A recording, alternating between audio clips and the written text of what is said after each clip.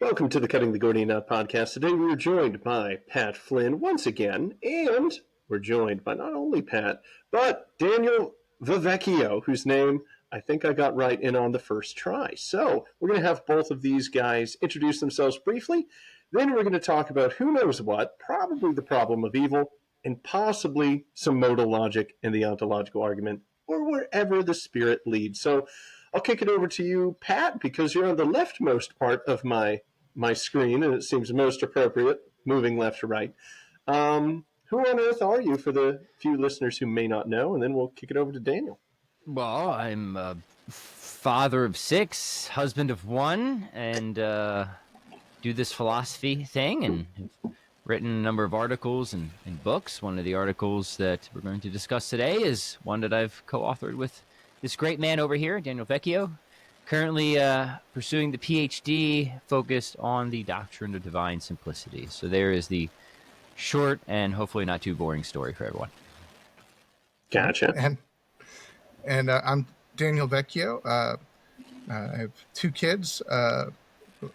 One's turning 5 this weekend, and the other's going to be turning 10 next month. So nice. Coming up on that. And teach philosophy at Victor Valley College, which is a community college in the high desert in Southern California, and received my PhD from Marquette University in 2016, where I did a dissertation on Aristotle's modal logic, and just interested in trying to find a way to understand his system in a consistent way, because notoriously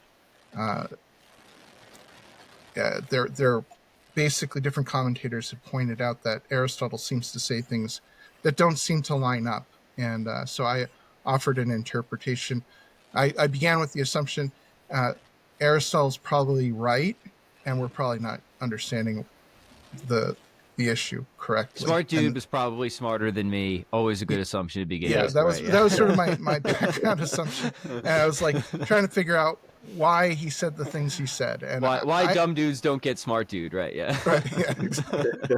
I mean, we won't be remembered in 2,000 years for what we wrote. I mean, hey, fingers crossed, but he was just got to be reason. 2,500 years. Time flies, right? Yeah. That's right. Yeah, it really does. But anyways, so I told Jake to start recording this because we were kind of getting into the ontological argument. I'm like, man, this always happens. We start talking backstage, and it's a bunch of interesting stuff, and then you miss it before you hit record. And one of the first conversations I had with Daniel was on the ontological argument, because I consider myself a sort of a friendly agnostic to it. And on my podcast, I'm actually going to be interviewing Joshua Sijuati on this. He just sent me his book on the rational ontological argument. And I don't know if I know I'm not the host of this podcast, Jake, but I'm going to ask the first question. No, please. So, I'm just going to go ahead and just take over right now. The biggest thing for me, Daniel, with that, and I don't even know if we talked about this in our previous conversation, is I describe myself as a mitigated modal skeptic, right? So I don't think that conceivability or is, or even ideal conceivability, which is hardly ever a clear notion, is a reliable guide to broad metaphysical possibility. And the guy who flipped me on, who really kind of turned me into this modal skeptic, well, 2 people. One was von Inwagen, but the other one is James Ross, who I know you're influenced by as well. Mm-hmm. Because the big point of his book, Thought and World, which is an excellent book that everyone should read. A lot of people kind of know that book just because of his argument for the immateriality of the intellect, which is really a development of Aristotle's argument. But the real theme of that book is nature's hidden necessities, right? Hidden de re necessities. So he thinks that there are hidden necessities in the natures of things, which I think is definitely true, that sort of overflow the usual meanings of terms. And he thinks, once you understand this obvious truth, essentially there go all the grounds for your conceivability arguments, right?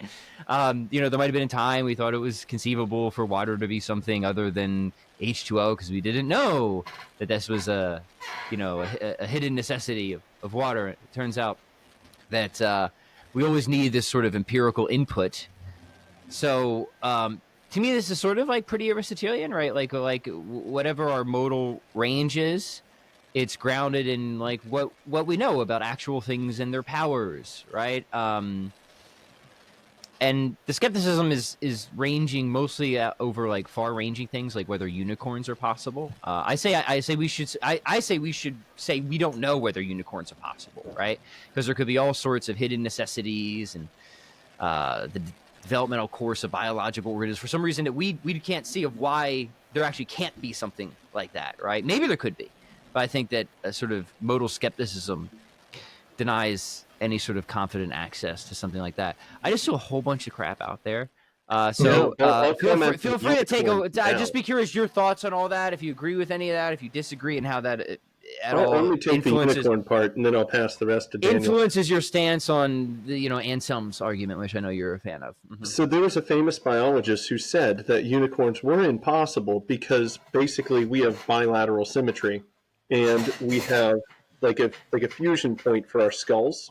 Kind of tracks as it goes down to your spine and everywhere else. It separates the two parts, and it looks like it's almost impossible to grow something out of the point where bilateral symmetry meets. So he said to actually have a horn coming out of the center just doesn't make sense with the way that like organisms begin to grow and divide and whatnot. So he said that was impossible. And that was a pretty common scientific opinion for a long time until they found the narwhal. And it turns out that it broke that rule and that you can have something grow from that point of divide and bilateral symmetry. The rest I'll kick to Daniel. Well, okay. So I think that one thing to consider is that there may be different grades of modality, right? So we're talking about some sort of natural necessity or biological necessity versus maybe something more on the lines of metaphysical necessity, where you get into the realm of conceivability. Mm-hmm. And so, I'm of the mind that the hidden necessities of causality are not necessarily on the level of broad metaphysical necessity. Am I delayed? Sorry, my camera's kind of... Your video is a little bit, but your audio is coming through just fine. So. Okay, yeah. So I think that might be part of the issue when it comes to these sort of conceivability arguments. I think maybe conceivability is a better guide to broader logical or metaphysical necessities, just in the sense that if I can't think through and find a contradiction or an absurdity, then I'm kind of the mind that is a good sign that I'm working with a coherent concept. But when you get onto these sort of presuppositions about nature itself, then I think you have to be more empirically minded. And so, the biologist can weigh in about bilateral symmetries and the genetics of whether a unicorn, under the sort of natural laws that exist and under the sort of genetics we have and under the sort of structures of DNA that exist and the way proteins are arranged in our particular realm of reality, then maybe you could say unicorns just won't happen. But is it strictly logically impossible? I don't right. see that, or broadly metaphysically impossible. I don't see that. And so I'm more happy to embrace that kind of, I guess I'm less skeptical than Pat, although I don't think the ontological argument as Anselm defends it requires at least a modal formulation in the sort of vein of Plantinga or the like. Now, any type of argument that begins with a definition, I think you do have to argue for the coherence of that definition. And this is a point that I think Jack Smart makes when he talks about the ontological argument, that, it's sort of junk in, junk out. If the definition of God is contradictory, inherently or absurd in some way, and then you derive that it exists, it might be because there's some sort of principle of explosion operating there, right? Where you have you're kind of maybe don't even realize it, but the concept itself is such that anything follows. Right. Yeah. Yeah, no, I think that's important. Like, I think we got to keep our net kind of fine here. I mean, there's a big difference between saying do unicorns exist because of the laws of biology, and saying does the concept of unicorn make two contrary claims on one reality. And in the second case, I don't think so. Like, it's not like saying, oh, it's a square circle. Those are two contrary claims about one thing. That there's the existence of four sides and the existence of one singular curved side. There's a contradiction there. And I think that's like metaphysically impossible to have one of those. Yeah, so just a few more points. For people who want to hear Daniel's articulation of Anselm's approach, just see my podcast on that. I'm not going to make Daniel go into that now because that wasn't our intended topic. But it's important to understand that is different than some of these contemporary modal approaches. I can conceive of a square circle. I know like people say you can't. No, I can. I can grasp that concept, but in my conception, I see that it entails a contradiction, right? I can't imagine one, but I can conceive of one. So I think there's some distinctions that often aren't appropriately drawn between imagination, like literal picture thinking and conceiving. I'm not even sure what I'm conceiving of when I imagine a unicorn, right? I've really just kind of patched images together. So I mean, that's part of the issue. Like, what exactly am I grasping here? All right, is this a horse with just a horn on its head? Does it have magic? What do we mean by magic? And how would the hidden necessities of an organism like this possibly conflict with the hidden necessities of something like that? That's where I don't know. There might be contradictions, for all I know, deeply embedded in these hidden necessities. That's the point. Is that, like, just because it seems initially not contradictory, doesn't mean that if we had sufficient empirical input, like if we could probe nature perfectly, and in some cases we have probed nature enough to realize that things we once thought were possible because conceivable are not, like ammonia-based water or something. Like there can't be such a thing, right? So that's sort of what's motivating that idea, is that there's just things beyond our view that might well be these very strong constraints that we have good reason to think are there, but also good reason to think that they're hidden from us, if that makes sense, right? So that's why I'm not a fan. By conceive there, because typically I would think conceive is just grasping grasping concepts. I grasp the concept of a square circle. Like, I understand what's being said. I don't know. Right? I mean, I guess I would say I don't understand what's being said, because I don't actually have an idea. But you do. You're talking about it, right? I've added multiple things about one thing, which, if it existed in one thing, it can't in any way be so coherent, in your right? conception of it, I would say you see that there are I'd say there's ontologically and logically exclusive properties, right? Right. That to have the sort of ontological boundaries of a square necessarily excludes having the boundaries of a circle, exactly. right? Like you see that in your conception. Because I don't think there is an it, because I think the squareness carves off its circleness, and likewise. So I don't think there's an it to conceive of, really.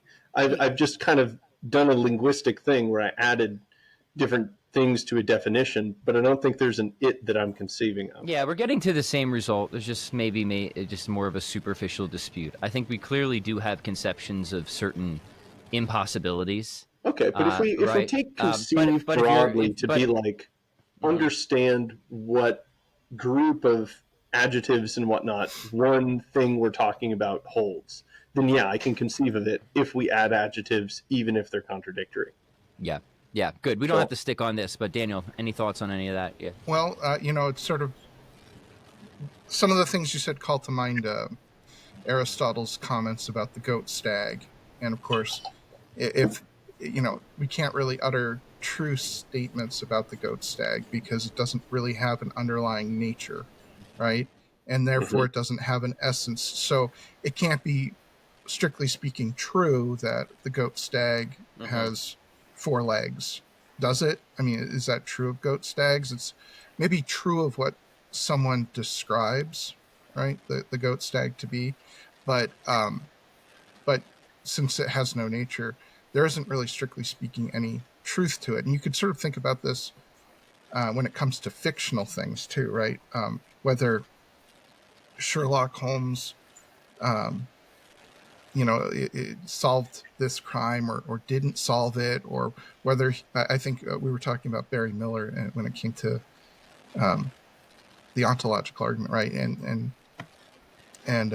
how you could just sort of add things to a fictional object willy-nilly by authorial decree, and say, well, Hamlet likes runny eggs, or he doesn't. If you're the author, you could say whatever you want, and then it sort of just becomes true. So, I'm sort of happy with what Pat's saying, in the sense that, are there impossible objects? Sure. We could lump together a bunch of incompossible properties and bring them together and put it under a label. And part of what would be true about it would be that it can't obtain in reality because it has contradictory properties. But it's not nothing, right? It has some, I mean, it may sound weird to say this, but it's an object of some sort. How are we with impossible objects? Can that be part of our ontology? Okay, all right. Well, So, you know me. I'm very generous with my ontology, Daniel. I'm willing to let just about anything these days, right?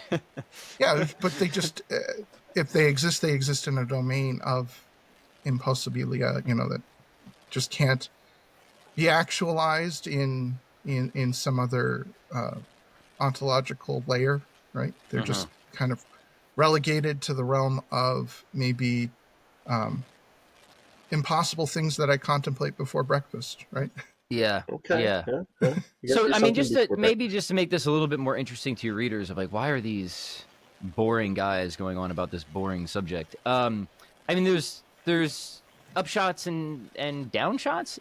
Is that downshots a word, right? To this, upsides and downsides for like the natural theologian, right? If you take the kind of skeptical approach that I do, or just, I guess, the philosopher in general, right? And you're not so on board with conceivability as even like a defeasible guide, right? To real metaphysical possibility. Well, there go like a lot of arguments in contemporary philosophy of mind for dualism, which is fine because I don't sign on to that form of dualism anyway, right? Like, I can conceive of myself existing in a different body or whatever. No. right. And there's clearly something like off with those arguments anyways, and I think the problem again is this reliance on conceivability, right?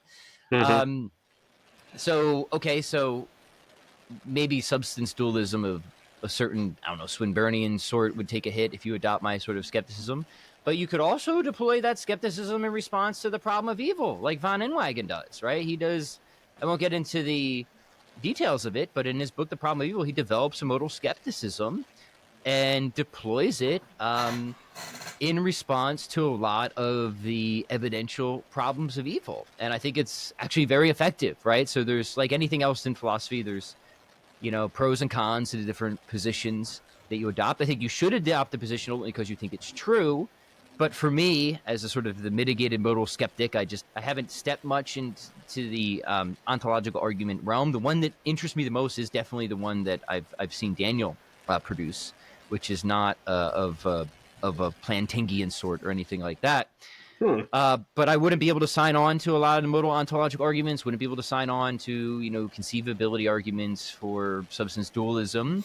But I think I also have some powerful tools in my kit to deflect certain problems of evil. So for me, that's an overall win as a theist, right? Because I don't care much about the arguments for dualism. I do care quite a bit about the problem of evil, if that makes sense. So these things, as everything, it always connects in some broader, more interesting way. Daniel, my own reservation around the modal formulations of the ontological argument have more to do with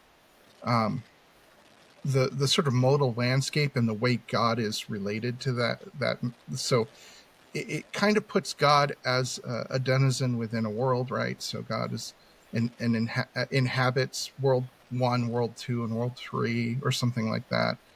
And I think that that's something that our own argument kind of addresses. I think that flattens God's relationship to us as creator, because I think God, if if you could conceive of it this way, God is what sustains the modal landscape itself. So God's not part of the landscape, but is the cause of it in some way. So then trying to reason this way, I mean, I think a way out is to not take the semantics of possible worlds too seriously. Mm-hmm. It's a heuristic, it's a tool that we can use to talk about possibility and necessity.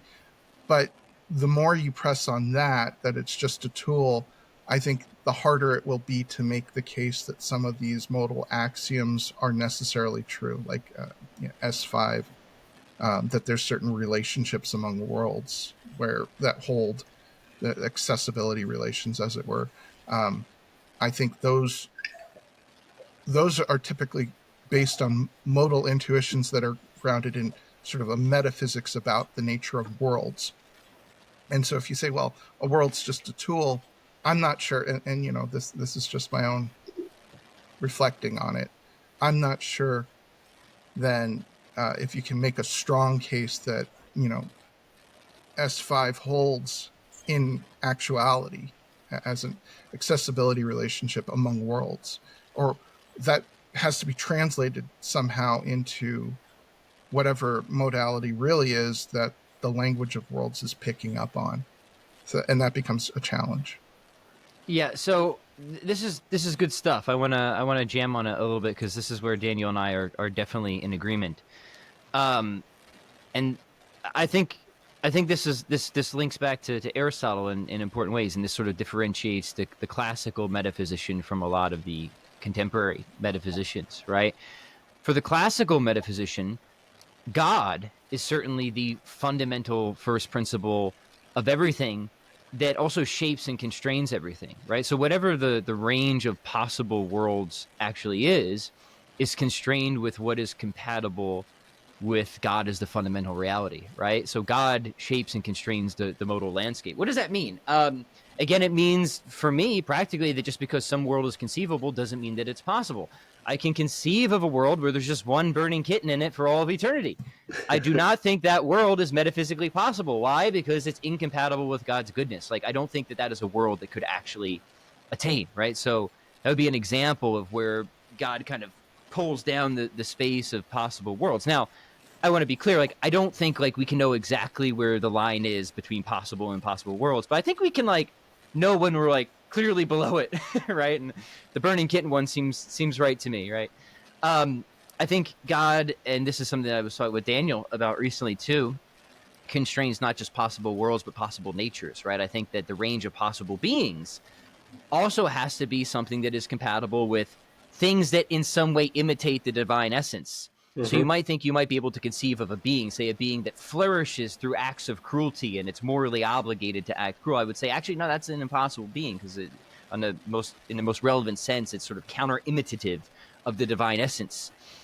So there's, I think, Hmm. when you think of a sort of theism, really theism first, rather than like a sort of extreme modal realism, you get a lot better. I think you get a lot better results. You actually have a much better groundings for modality and morality as well, right? Like we're grounding like moral constraints and modal constraints in a principled way that we can ultimately get like a really good explanation for of why there actually are, a range of possible worlds where we can have certain delineations, even if we can't be super precise of where they are possible. Like, I think that's a really fruitful thing, right? What's not fruitful is where you just have this wide open space of possible worlds. You have no idea why it's there, right?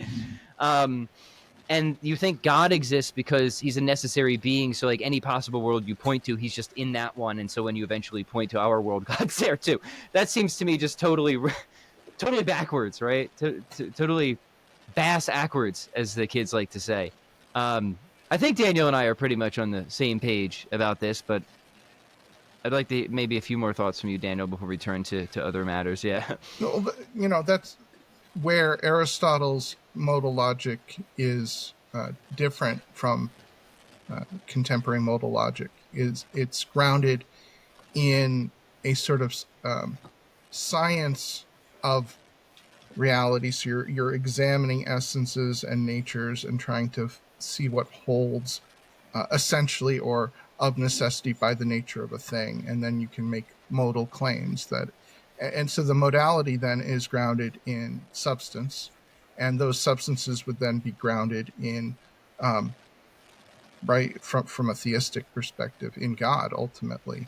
And whereas I think contemporary, as you said, it's backwards. You're kind of putting a lot of stock in that modal imagination, as you might put it, or conceivability, and trying to think, okay, what must hold across worlds, that's what we'll call essence, and what can apply in some cases and not other, that's kind of like an accidental property. And then we can kind of reverse engineer what a substance is from that, or something like that. And that I think the fear is you're not grounded, right? And you're not grounded in the Aristotelian method that is, more empirical than rationalistic, right? So I think Aristotle is always a good corrective to those rationalistic tendencies to get caught up in the clouds of our imagination, and to build entire coherent systems that seem consistent and self-coherent, but are not rooted in nature as we observe it. So I think that is a concern when it comes to certain ontological arguments, and it might even affect Anselm's version. We'll see, but I think ultimately, that would be a problem for the contemporary versions. Yeah.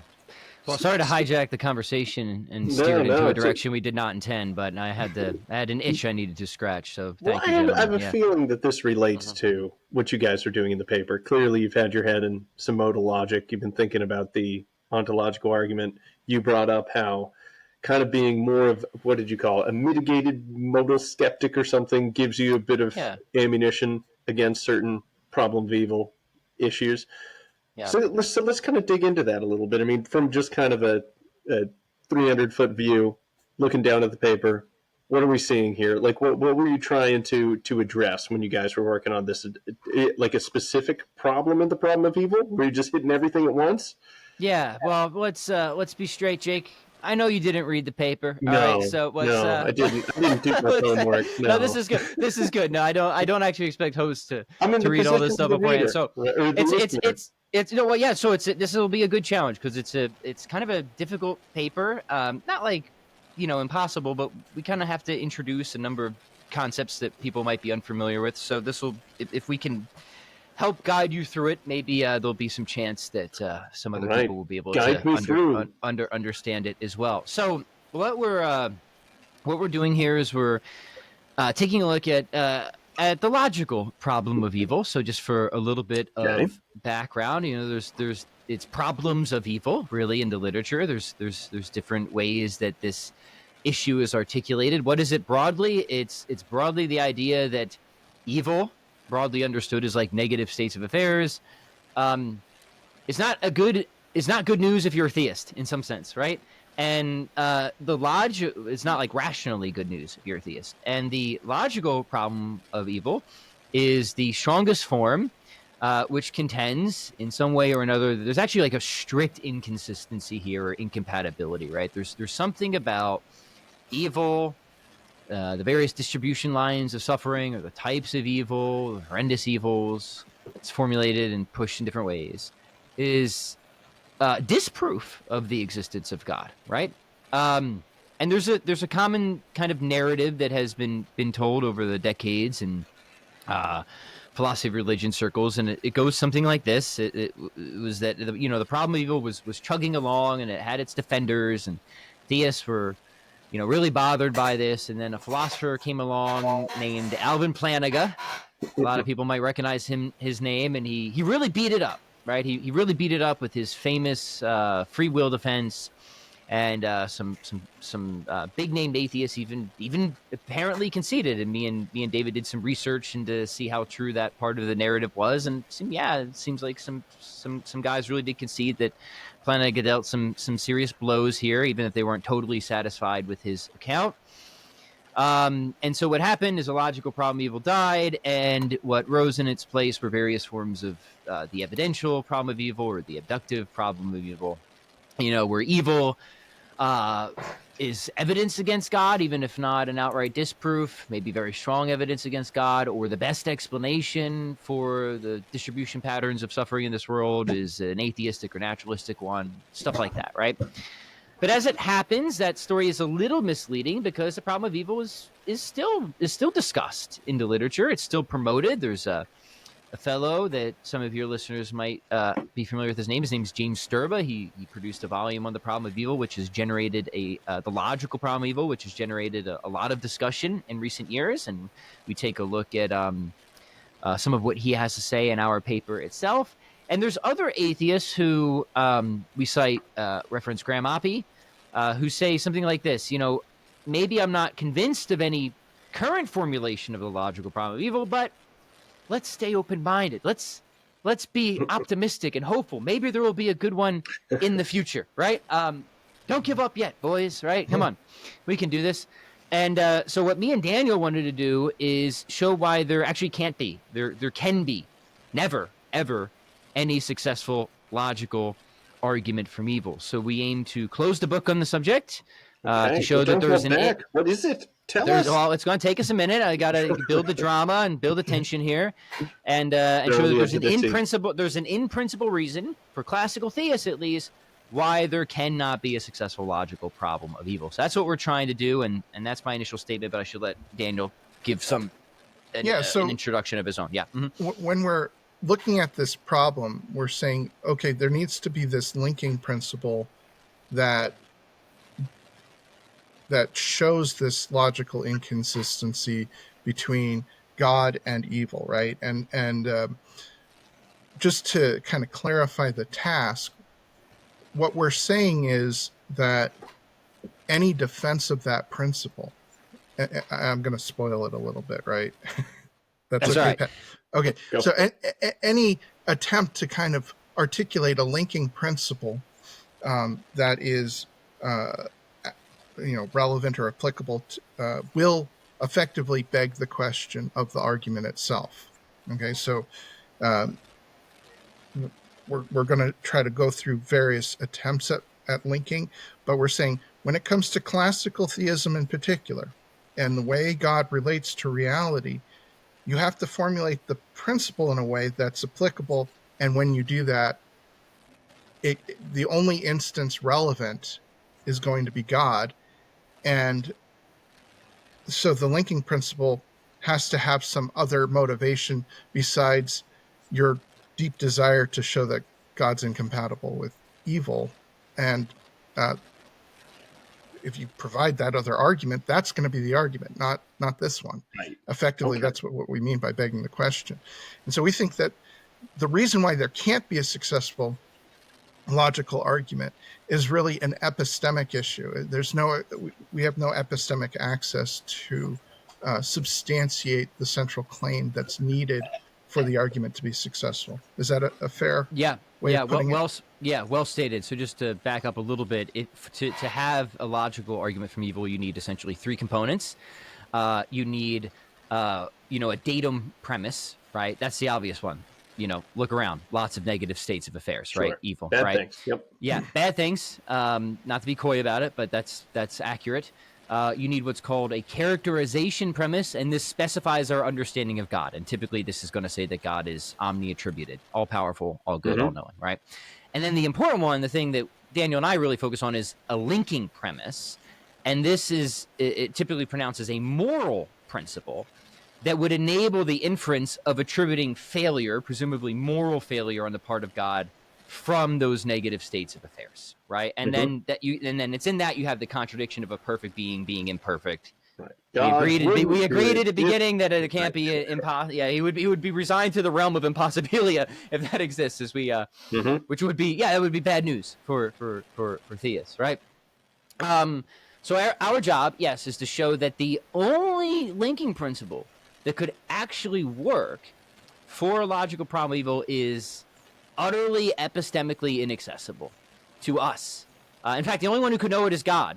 So if it was true and God revealed it, that would be kind of weird, right? Because it would mean that God is morally defective if he exists at all, so he shouldn't really be trusted, in which sense we shouldn't really trust the principle either. So it still would be epistemically inaccessible. So we can't know that it's true, and because of that, the argument can't be run. So that's a big sketch. There's lots of details. I guess we could try to get into them if your Let's hit it, appetite man. is Well, if sufficiently you want to primed. just take an example, like you said, that a lot of these end up being question begging. Is there somebody in particular that has put forth a linking principle that's fairly popular, seems rigorous, that you've debunked? And if so, how'd you Yeah. do it?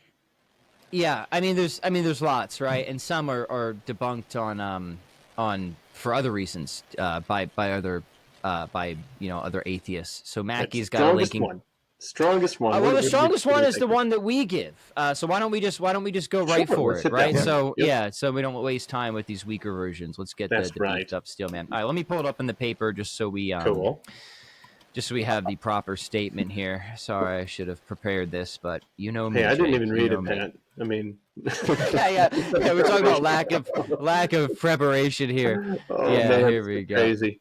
All right, so here's a general principle, right? I think people will say, like, yeah, this seems like a very strong, plausible principle, right? It goes like this: if one is in a position to prevent the suffering or sin of some other being without incurring some cost clearly worse, they should do so.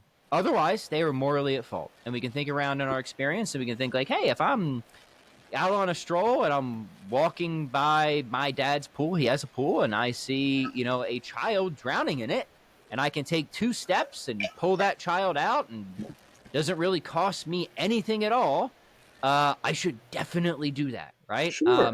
Otherwise, I would be a moral scoundrel. So I don't think anybody would disagree with that. So that is the sort of steelman principle that we think sort of encapsulate the best of what's been presented into literature and will be the most plausible and defensible for the skeptic going forward. How's that sound to you? Ooh, sounds good. Sounds tricky, guys. I mean, I would want to endorse that, because it really does seem like if I'm walking around and I could prevent something with no cost, why wouldn't I? I often bring this up in my class when I'm talking about the problem of evil. And I say, well, suppose I snap my fingers and suddenly you were omnipotent, right? You know that there's human trafficking. Would you stop it? And they're like, oh, yeah. My students say, yes, absolutely. Omnipotent, it's no cost to me. Why wouldn't I just stop it? And then I said, sure. So if God's omnipotent, why doesn't God stop it, right? God, you're not perfect. You'd stop it. So why wouldn't God?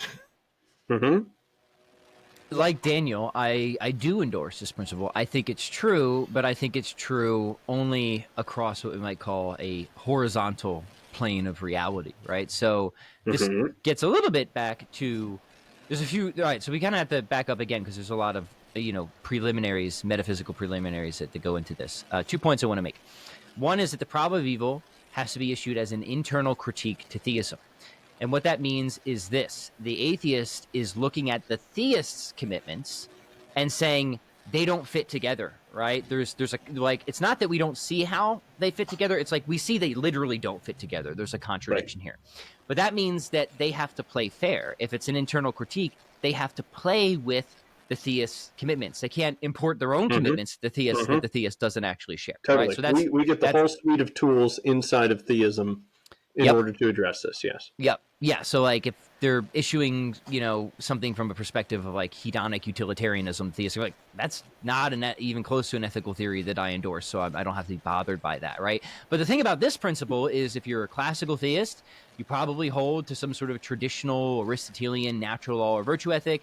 And I would say that gives you this principle, right?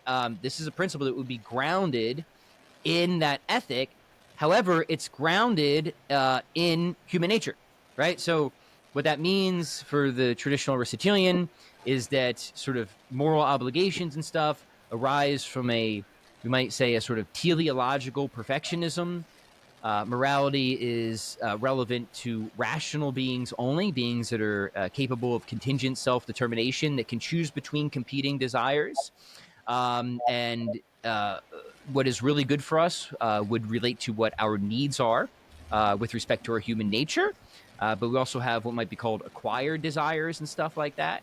So it's important that we focus on what is really good for us and choose those things over various competing acquired desires that might cause us not to flourish as the kinds of beings that we are, right? And so from out of that, you get all sorts of commitments to justice and alleviations of suffering that would give you this principle. All right. Now, go ahead, Daniel. The problem with that is, do these duties and obligations apply to God within the classical theistic framework? Well, right. Okay, there's the rub, because, right, it's like what you said. This seems to work horizontally, but God's on a completely different level of care, of governance over the natural world.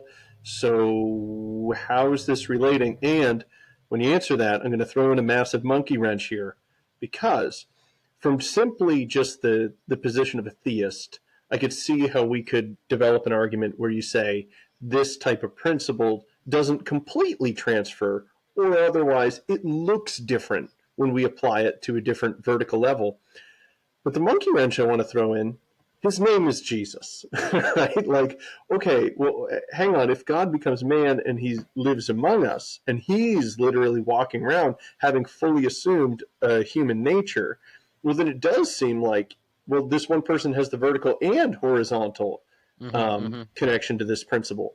So I also want to hear what you might say with, with Jesus walking along, there's lepers everywhere, there's sick people, there's the Roman oppression, there's all this stuff going on. He does actually seem to walk by a lot of sick people and a lot of terrible things. He didn't spend 100% of his time healing the sick and releasing people from prison and whatnot. He didn't. So how does that apply to him? Yeah, good. All right, so let's pause there for a few things. One is, and I do want to get to that, but we're focusing on classical theism, right? So right. we kind of joke, we were kind of joking on another podcast. We were giving an argument for classical theists, and like, okay, it puts the atheists against the ropes and this or that, and like, what's their last move? But the Trinity, right? I'm like, it's like, okay, that's fair for the Christian theist, right? But our project is classical theism. So I want to make sure that there's a clear distinction between these projects. I'm a committed Christian, Catholic. I think we definitely have to say something about what you brought up, for sure, at some point. But we don't have to say it right away. We don't have to say it. We don't have to say it right away, and we won't say it right away. Yeah, and I do have some thoughts around that. So. Yeah, but let's. But the other thing I want to do real quick is make sure that people don't think that we're just running Father Brian Davis's argument, because we're not. So Father Brian Davis will tell you that, well, these obligations, even this principle, arises from human nature. God doesn't have a human nature, incarnation aside, right? God is a being of pure actuality. He has no needs. He has no further ends to fulfill. So the idea of him having moral obligations, Davis will say, is actually just a confusion of categories, right? He resigns the whole problem of evil to a confusion of categories. We reference his work in our paper, but that is not our argument. Our argument actually depends on a concept of layers of reality or metaphysical dependence, and the sorts of inferences you can make across layers of reality, or what we may say across like the vertical space rather than the horizontal space. And what we're going to argue is that once you start to consider entities that relate at different layers of reality, which God and the world are, right? There are different, the world stands in a relation of deep metaphysical dependence, God. What we have is this rule of restricted inferences, where the sorts of things you can legitimately infer across layers of reality is very, very slim, and of really no moral relevance or of no help to the proponent of the logical problem of evil. In fact, what we say is that when you have a relation of deep dependence or metaphysical grounding, as it is sometimes called, you can infer. Let me just read it from the paper because it'll be more precise, right? You can infer properties of. Let me just read it instead of trying to blend it, because it'll just be less haphazard. We say this: if A and B are realities such that A is less fundamental than B, and where A is metaphysically caused by B, different layers of reality, then we can infer properties of B from A only under specific conditions, which are as follows. One, it is logically impossible for A to have some feature F if B doesn't have F. And the second one is there's inductive evidence to support that the feature F in A would imply F and B based on other known independent instances of metaphysical dependence. Okay, all right. So, what does that look like in practice? Well, let's highlight a few examples of deep dependence or metaphysical causation. There's not a whole lot actually, but it is a generally accepted notion among a lot of metaphysicians. This isn't a super controversial commitment, but that wouldn't matter anyways because we're looking at an internal critique and it's a commitment of classical theists, right? But Mm-hmm. it is a wider commitment than just theists, right? That reality has a sort of layered, deep dependent structure. So we take the example of everybody's favorite story, Lord of the Rings, and forget about it being written on paper in a book. Just imagine that Tolkien is alive and he's imagining the story, right? Sure. So as Yep. Tolkien is imagining the story, we have a relation of metaphysical dependence because anything that's being imagined is completely grounded, synchronically dependent, all of its being and all of its properties on the causal activity at every moment of the one with the imagining mind, right? So that's a Mm-hmm. layer of reality relationship. We have the less fundamental layer, what's being imagined or being dreamed in some cases, and the more fundamental, if you were to knock out, do the karate chop on Tolkien's neck, as soon as he goes, the story goes with it, right? Okay, Sure. not too controversial, right? And I'll shut my mouth here in a minute and let Daniel clean up my mess. But what we show is that in any case that you have like this, you can infer certain things. So what can you infer from the imagined story about its ground? Well, you can infer that the ground exists, right? Like, Mm-hmm. why? Because it would be impossible for what is being imagined to be there without the imaginer. So you can infer that. What else? Can you infer from that the story has the feature of orcs in it, that the ground is an orc? No, not at Mm-hmm. all, right? That doesn't work. Tolkien is not an orc, so there's clearly that's not a good inference. And then what we do is we start to test these various moral principles, and what we see is that when you have this sort of layer of reality relation at play, the moral principles not only are not obviously true, they all break down. They seem to be obviously false. So Tolkien is in a position to prevent the suffering and sin of all of his characters. Yes, they're fictional. We address that later. I just want to flag that right on. And he could do so without any cost to himself that would be clearly worse.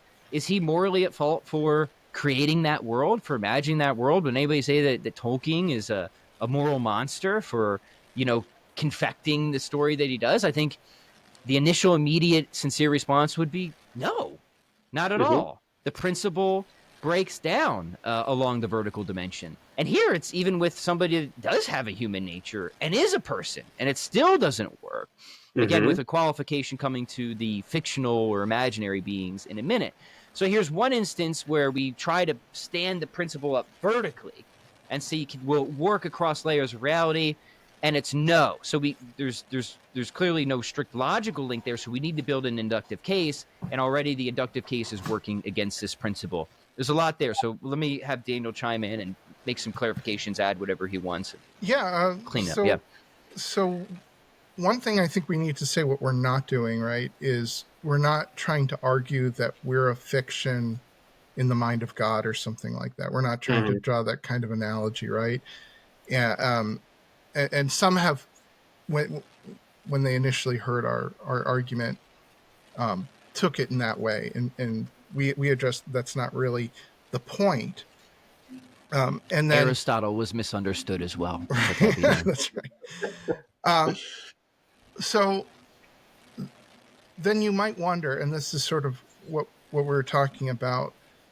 Can you say, well, Tolkien should have stopped the torturing of Gollum, or should have, not allowed for the evil of the ring or something like that? And you might say, well, actually, there are some stories that are just so.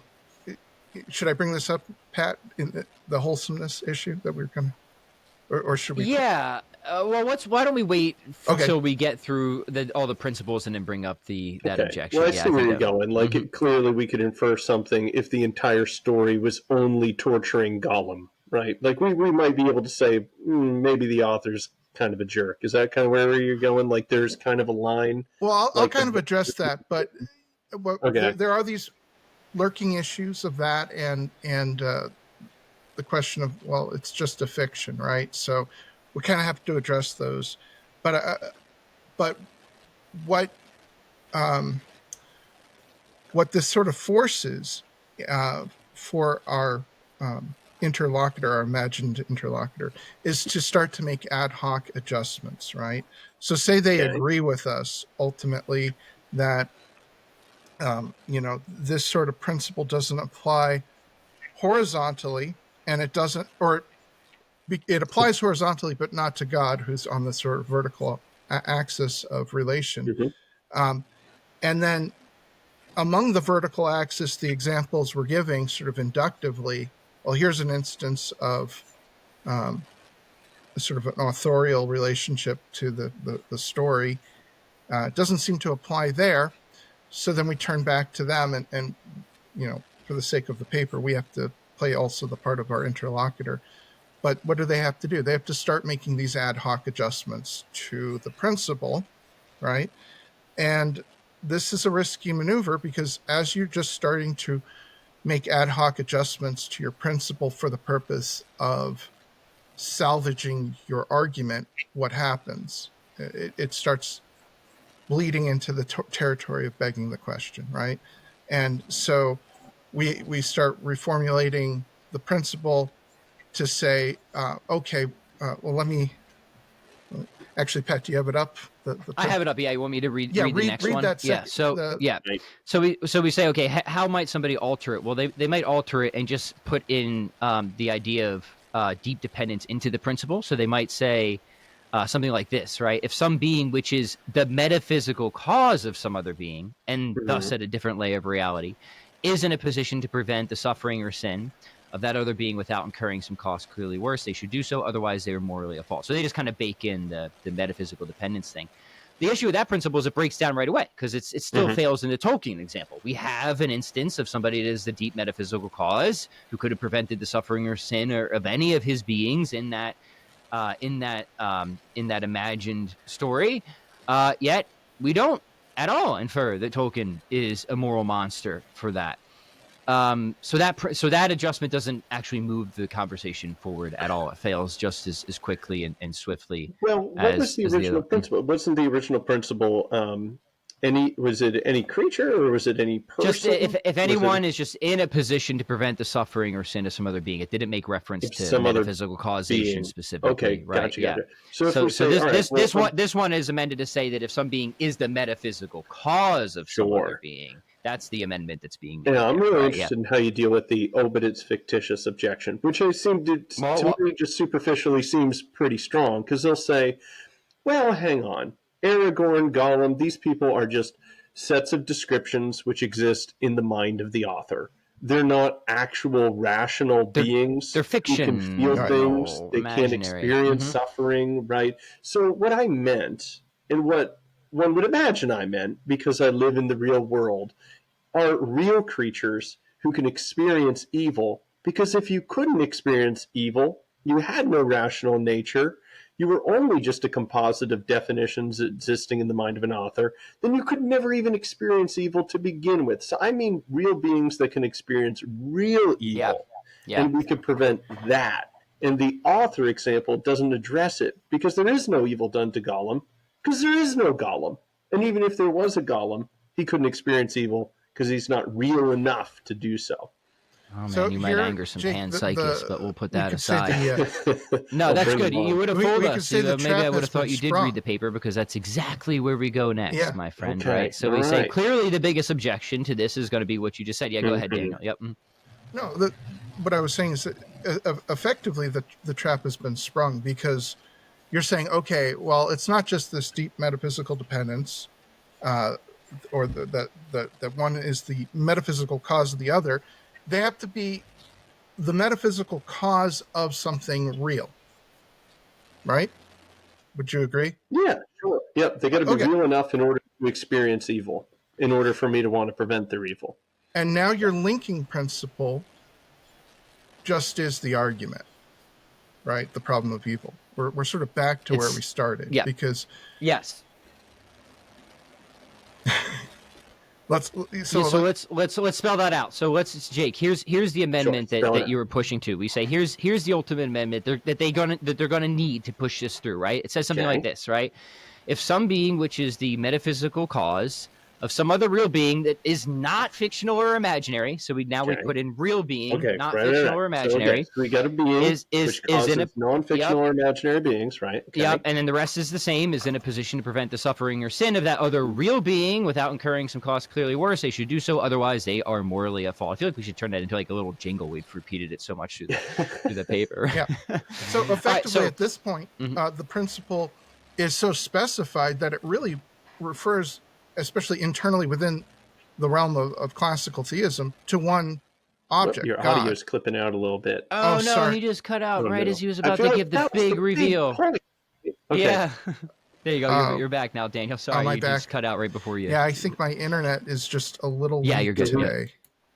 So I apologize. Let's see if there's anything I can do about that. Am I still? If you will. Yeah. Yeah. You're good. You're good right now. Yep. I'm good. Okay. Yeah. So what did I say? I said that with this principle, you've now specified it so that it really only refers to the creator-creature relationship that is found in classical theism, right? Because it's on different layers of reality, such that one level is ontologically dependent on the other, and the lower level is real. Right. Well, that's just what creation is, right? Okay. And can I do that first part of the definition? So I basically say any existing thing at any level should always, if it's capable, without incurring any great cost, prevent the suffering of any creature that could experience that evil. Like, what if I broadened it out and be like, whatever your conception of God, wherever he is in this vertical, this and that, I'm just saying, if you're the type of thing that could prevent evil, for the type of thing that could suffer evil, why don't you prevent that evil, whatever you are? So here's the issue, right? So to avoid the breakdown of these principles, you need to restrict it enough, right? But once you sufficiently restrict it, remember, this is an internal critique, so we're playing with the commitments of classical theism. This is what we're saying. This is the fundamental issue, right? Once you restrict the principle to that previous statement, there's only one possible instance of that restricted principle. And the only possible instance is the relation of God and the world, since only God within classical theism can create real beings like us.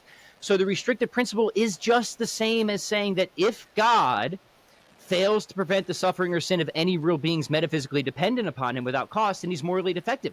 But that's not a linking principle. That's just the conclusion you're trying to get to, right? It's just a restatement of the conclusion. So that's why it's flagrantly question begging, right?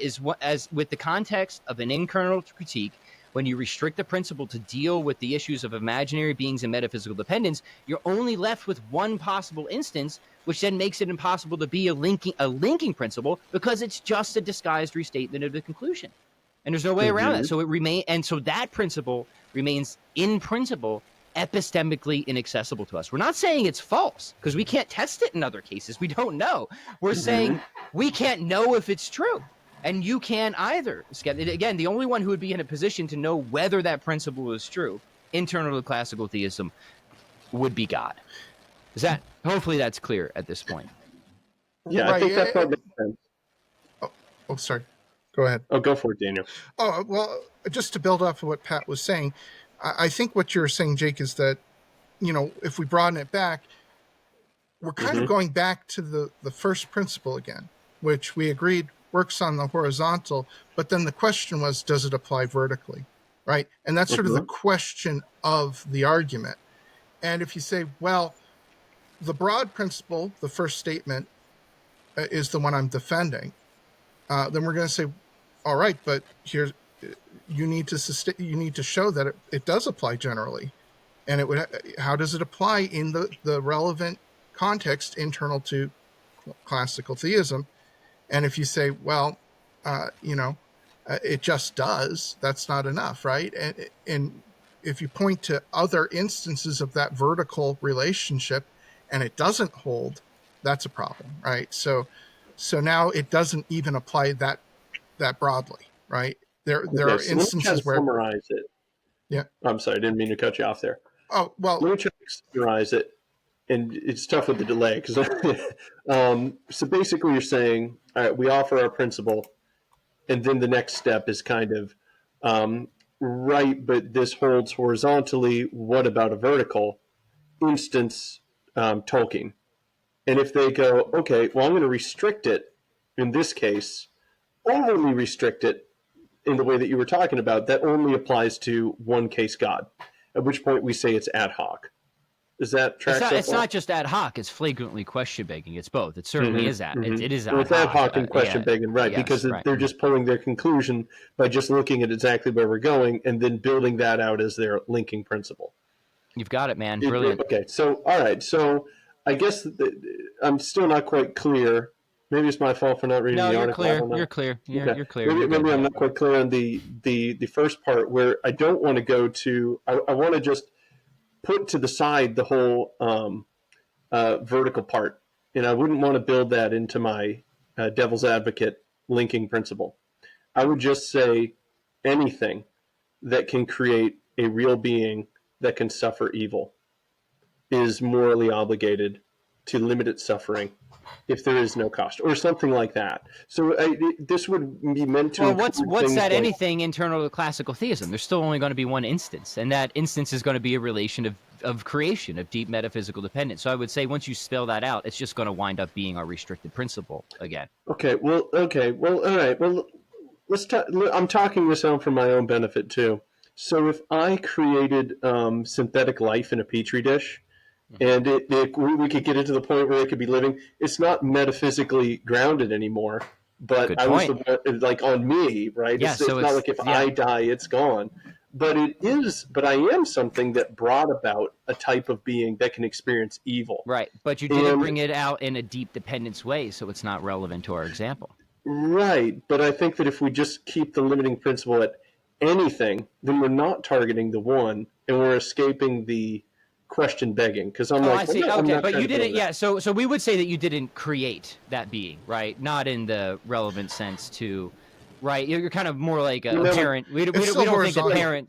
Yeah. So what you did is you helped arrange a certain material conditions where a certain form was induced. Yeah. No. There's a deep issue here of the metaphysics of creation, right? Like, no being creates in classical theism apart from God. Sure. Right. Sure. But that's what I'm trying to do. I'm trying to give an example where it meets the whole anything that brings about or creates the circumstances in the most broad way without targeting the one specific vertical relation of creation, which I agree that would be question begging if we targeted that and only that. So I'm trying to expand out the definition to include anything that brings about, say, a state of affairs whereby a new being would suffer. Would it be more morally obligated to limit its suffering? That's the principle I'd want. Because I agree, if we overly limit it, it's question begging. That's why I want to broaden it out to include vertical and horizontal, with just under the big umbrella, which seems reasonable. That if you're bringing about a being in any way, what do you think of that? My initial thought is if on the horizontal level, right? Like if I brought about, I mean, I don't have to imagine, right? I have kids, right? I brought about conditions, right? Yeah. I certainly have, right. I certainly am very clear on my moral obligations to my kids, right? But again, we need to be able to stand that up vertically. And I think as soon as you try to do that, you're going to run into this. You're going to run into our rule of restricted inferences, right? Where you're either not going to be able to build an inductive case, either you're not going to be able to find any cases at all, right? Because we're talking about real beings, right? And we don't really have any vertical cases of real beings. That's why we had to start with imaginal beings and fictional beings, right? So you're not going to be able to build the inductive case, which is what you're going to have to do to get through our rule of restricted inferences. Yeah, Daniel, I started with the idea of just of imagining things and conceivability. So I'll put my conceivability dude hat on here for a minute and say I could conceive of a world where maybe I could imagine somebody and I could imagine them so hard that they would actually be like these rational beings that could really think. And then I could also imagine them being stabbed with knives for a very long amount of time. I would say that if I had that power, and that's not inconceivable necessarily, let me had the power to do that, And if you killed me, no more imagining. Let Lights me out say the two dude. things. I see where you're going. Let me just address that very quickly. One is that it is a deep commitment that only God can create real beings. So if somebody else could like metaphysically ground real beings in classical theism, that itself is an issue for classical theism, right? Okay, So fair enough. yeah, All right. so Yeah. so Gotta so like keep our that eyes on that itself would sort of be a disproof of, because now you've shown that the commitments internal to classical theism are false, the right? So fault. you Okay. Okay. but I don't. But you can imagine hard all you want, because as a skeptic of this conceivability crap, it has no weight for me, or really, I think it should any classical theist on that matter. So Yeah, if one of you wants to take a whack at like the yeah. Go condensed ahead. I know flow Daniel's been chart, wanting to hop just in like here, the so if you say this, then that. If this, then that. Like put it down as simple as possible into those little karate chopping kind of argument moves. What do we have here? So, I just to back up a little bit, because I did want to address some things.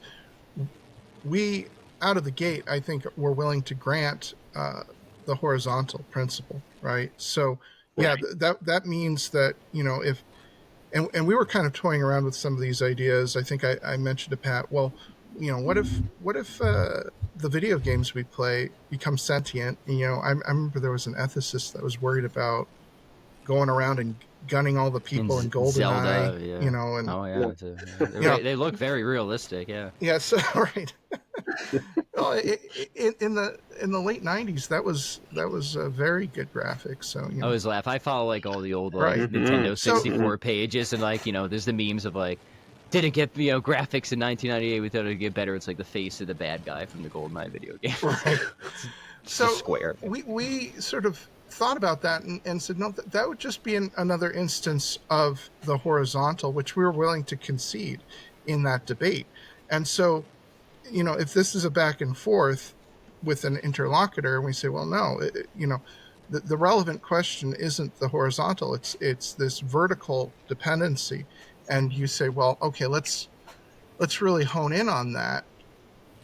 And you say, well, they are effectively, this is a sort of act of creation. Um, we just don't think that you can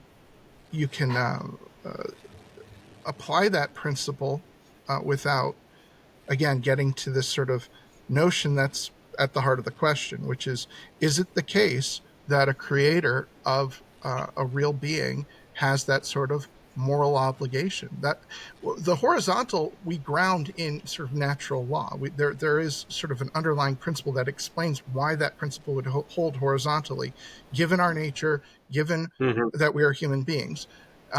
So when you go to that vertical and you say, well, it should apply there too, um, when you try to broaden, as you said, I want to go to a broader principle.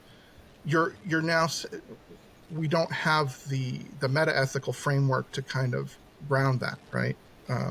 That broadening. And so then the question is, why did you make that move? Well, I want my argument to succeed, right? I don't know if that helps, but No, that's helpful. That's helpful. So you're saying, okay, great, you broadened it. Now it addresses all cases. It's not so question begging. But the problem is, by including the vertical dimension, given that it's an internal critique, you need to show why the inclusion of that vertical dimension fits inside of classical theism. And yet, we don't have the same type of moral reasoning that we would have in the horizontal, because it's not like we can apply the same, well, we need to perfect one's nature with an already completely perfected God, right? This is kind of, what is it, Brian Davies' argument on that side, though. But I mean, we don't have the same tools that would apply to the vertical dimension at all. So the inclusion of that becomes kind of ad hoc. yes, and this might be a good place to bring Jesus back in, right? I was hoping All right, we okay, would Right. at great. this Now we point, got actually. Jesus Yeah, in. yeah, So we yeah. got that cleared up, Yeah. right? Now, before you offer your response, I do want to say that I don't see any reason why our paper would be incompatible with theodicies, right? So a theodicy is a story that a theist generally tells to show why God actually would be permitted, say, under a principle like this, to create or permit a world. So that seems not only compatible with our project, that you could give a theodicy, even if you think that this principle is epistemically inaccessible to God, you could still show how it could be met, right? In other words. And I think I do want to say, I'll be curious to hear what Daniel says. I don't know his thoughts on this. I think I do want to say that, yeah, the Christian does pick up extra commitments once you have the incarnation, and you might indeed have to tell a theodicy at a certain point. And to me, that's not the worst news in the world, because I actually think that there are some, pretty decent theodicies out there. But I just wanted to get those few notes out there. But back to Daniel. Yeah, that's helpful, I think. And I do think that Christianity is itself a theodicy, right? So, God condescends to our humanity, suffers death, and then all of the suffering, all of this evil that we experience is somehow redeemed, and therefore has a kind of meaning to it, right? Suffering is, I think the ultimate response is, in Christianity, there is no gratuitous evil, right? It all makes sense. It all has a reason, because it's all taken up by the cross, right? It's all sort of made meaningful in that moment. And so then the question is, as you beautifully put it, Christ is both divine and human. So here we have the vertical converging with the horizontal, a nice cruciform image here, right, of a person who would have those horizontal commitments that we readily grant, and yet, as far as we can tell, we look around, there's still evil in this world. Jesus was tired of all the people coming, help me, right? And he's like going to the other side of the sea to get away from.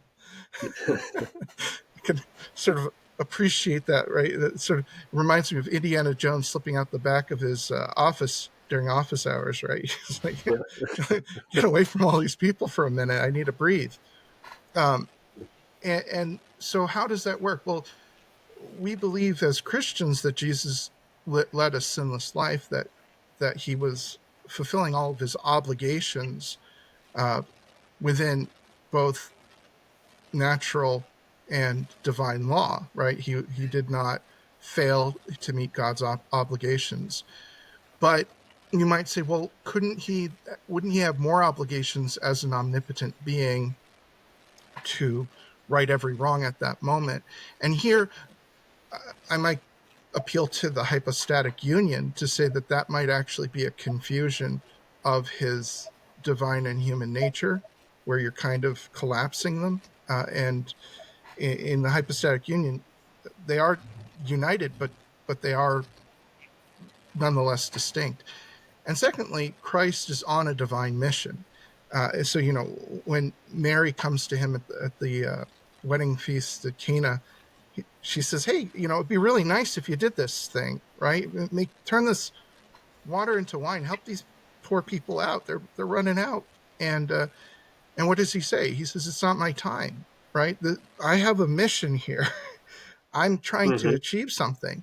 And so you could see that, in a sense, God has, through a special act or decree on Jesus as a human, is saying, your mission is very specific. Your mission is salvation through the cross.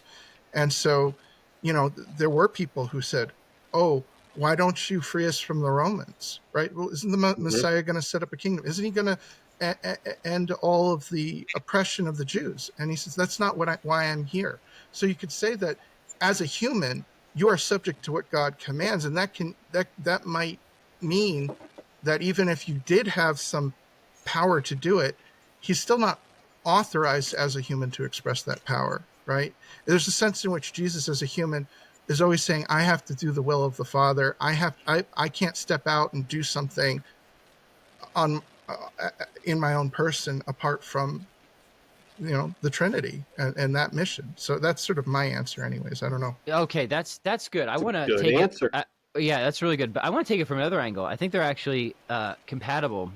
Jake or Daniel, have either of you read Stump's Wandering in Darkness? No, So I'm familiar with some of I the have stuff, it. though. I have it in my yeah. bookshelf, but I don't. So I'm going to read from her because I think Jesus, our Lord, he's in a sort of special epistemic state that can help make sense of the situation of why he can sort of morally immediately walk away from the person who's suffering rather than divinely heal them. And it relates to the concern that if you have a theodicy and God's justified in permitting suffering, then why can't you just follow along? Why do you have to alleviate suffering, right? If God's allowing it, it must be for some greater good. So why don't you just join in on that, right? Aren't you thwarting God's plan if you alleviate suffering? That's the concern, right? I'm sure you've probably heard this before. Sure, All we've right, heard that so one. Yep. yeah, so Stump, who's building on Aquinas, she maintains that Aquinas maintains a very strong theodicy. There are no gratuitous evils, and that suffering can play different particular roles. It can help either somebody get to the point of initial justification by a sort of acquiescence of the will. She has this metaphysics of the acquiescence of the will to help, deal with some difficult issues of the grace and free will stuff. But yeah, so just grant that, right? But also that suffering can help with further sanctification as well once you're already justified and growing closer to God. So ultimately, she thinks that suffering plays both a global role, which many theists do, like Van Inwagen. Van Inwagen actually will grant that there are arbitrary evils, but he thinks that this is a sort of necessary fact of the world. It's one of those constraints. Whereas Stump holds a meticulous providence. She thinks that any suffering is allowed to happen for an individual only insofar as it is at least possible that suffering can contribute to the individual's closeness to God. Okay? I'm not going to defend her account. I'm just going to say let's put it on the table and consider it in light of the objection. All right, so now I'm going to quote Stump because she's now considering the objection that I just brought up of, well, if God's permitting suffering, then why should we even alleviate it? And she says this is a bit of an extended quote, but I think it's worth it because it'll address your question, Jake, about why Christ is in a different position. She says this, but this complaint rests on a confusion analogous to that understanding that immediately preceded this complaint, which you guys have no idea about, but that's not important. On Aquinas' view, ceteris paribus, one person, say Paula, allowing some suffering on the part of another person, say Jerome, that Paula could readily prevent or relieve, is morally permissible only if Paula is justified in holding the true belief that the suffering is the best means in the circumstances for drawing Jerome closer to God in the process of justification or sanctification. Unless it is true that the suffering of Jerome serves this purpose and Paula is justified in believing that it does, then ceteris paribus, Paula's permitting the suffering of Jerome is not morally permissible. But, as I have been at pains to show, neither suffering nor the benefits defeating suffering are transparent. It is not true that a person has them if and only if he knows that he does, a fortiori ori. They are opaque to outside observers. In fact, unlike omniscient God, human beings are rarely in a position to see into the inner life of another person enough to know whether any particular suffering is likely to serve the purpose of justification or sanctification. And so it is also true that one human being, say Paula, is rarely in a position to be morally justified in permitting the suffering of another human being, say Jerome. When, other things equal, Paula could easily or readily prevent Jerome's suffering. There's more. The putative objector might rejoin here that the possession of a Thomistic theodicy, in effect, provides what one might otherwise not have, namely the basis for concluding that any particular suffering will, in fact, serve the purpose of justification and sanctification. The theodicy gives what unaided human reason cannot, and so the putative objector will claim a Thomistic theodicy provides what I have just claimed human beings rarely have, moral justification for permitting the suffering of others. But this rejoinder is confused. On Aquinas' theodicy, any particular suffering allowed by God will benefit the sufferer in the ways that the theodicy explains. But when Paula considers whether she ought to prevent or relieve Jerome's suffering, she cannot know whether the future suffering of Jerome that she is considering is suffering that God will allow. That is because if Paula does not do what she can to alleviate the future suffering of Jerome's, someone else might do it. In the biblical book of Esther, when Mordecai is trying to persuade Esther to speak to the king to try to prevent the genocide of the Jews officially proclaimed by the king, Mordecai says to Esther, if you altogether hold your peace at this time and do not speak to the king, Then enlargement and deliverance will rise for the Jews from another place, but you and your father's house will be destroyed. As the speech indicates, Mordecai is assuming that God has multiple routes to the end of preventing the suffering of the Jews. If Esther does not contribute to the prevention of that suffering, Mordecai supposes someone else will. That the suffering of the Jews, therefore, will not be among the sufferings actually allowed by God, even if Esther fails to try to prevent it. And Esther will be punished by God for her morally wrong action in not trying to prevent that suffering. Almost done, boys. Analogously, when Paula considers alleviating some future suffering for Jerome, she is not at that time in a position to know whether that suffering is among those that God will allow. Furthermore, if it were to be the case that God did allow Jerome suffering, Paula would not thereby be retrospectively justified in having failed to prevent it, since at the time she failed to try to prevent it, she did not know it would be allowed by God. Her failure to try to prevent it is not justified for her. Therefore, although God is in an epistemic position to be justified if he allows suffering to prevent, a human person very generally is not. She goes on a little bit more, but I think that presses the point where you can just obviously put Christ in a position of somebody who would be in a position to know things that human beings generally do not. So if you buy into a sort of Thomistic theodicy like that of moral justification of when or not suffering is allowed, there's going to be things that are true of Christ, even with his human nature because of his epistemic situation, that are generally not true for us. Bingo. I think that's compatible with what Daniel said, but gives another angle of defense like for it. your for that And objection. I like the distinction she makes between future suffering. It's like, well, Right. hang on. If you could stop, and it might be God's plan to have her alleviate the suffering, which also is good for her character, and right, all those things, right, are all compatible, 100%. Yeah. So I think yes, that is a very good objection you brought up, Jake. At the beginning, I wanted to say let's just demarcate classical theism from Christianity, but that's not to be weak. I think as a Christian, you can handle these objections as well. Cool. All right. This is fun having not read the article and playing devil's advocate. You're always a good skeptic, man. That's awesome. But I got to split here in a minute, but I know there's more we didn't get a chance to discuss. But I think, Daniel, we plan to have we don't know when the article itself will actually be out, but I think we'll have the preprint up somewhat soon. That's right. Which people will have free access to. Well, I like the way you're going with this, guys. I think this is good. I think we got some good clarifications on some things, which is going to make it useful for the listeners. So, yeah. Well, I just gabbed way too much. I want to give Daniel the last word. If there's anything else that you feel should be discussed or anything. There's so many different angles we could go in. There were some objections we anticipate in our paper, so we hope that the listeners will have a chance to look at those, because we did try to carefully anticipate what we think the common objections would be, and maybe some uncommon ones too. But so check them out when you can. And I really appreciate being on here with you too. It was a wonderful time. Awesome. Cool. Well, thanks for being here, guys. I like the paper. I really like the idea. I was initially slightly skeptical, but you know what? Yeah, I think you won me over. I think there's good points. I see the wink over there. Win. Well, thank you, Jake. You're always an awesome host and great person to chat with, especially for the sharpening of various arguments, and I appreciate your pushback and all that as well. Always helpful. No, it was fun. All right. Well, good to meet you, Daniel. And we might have to have you on solo one of these days. Now that heard a bit of your thinking going on. Sounds good. And yeah, cool. And don't thanks let for his being humble again, demeanor fool you. He's brilliant. Have him on, talk the ontological argument. I'd love to hear it. Yeah, I really definitely do want to talk ontological argument. I got a few thoughts bouncing around my head. I'd love to pass over to you. See what you think. Sounds good. I'd love that. Cool. All right. Well, thanks, guys. Thank you. Bye.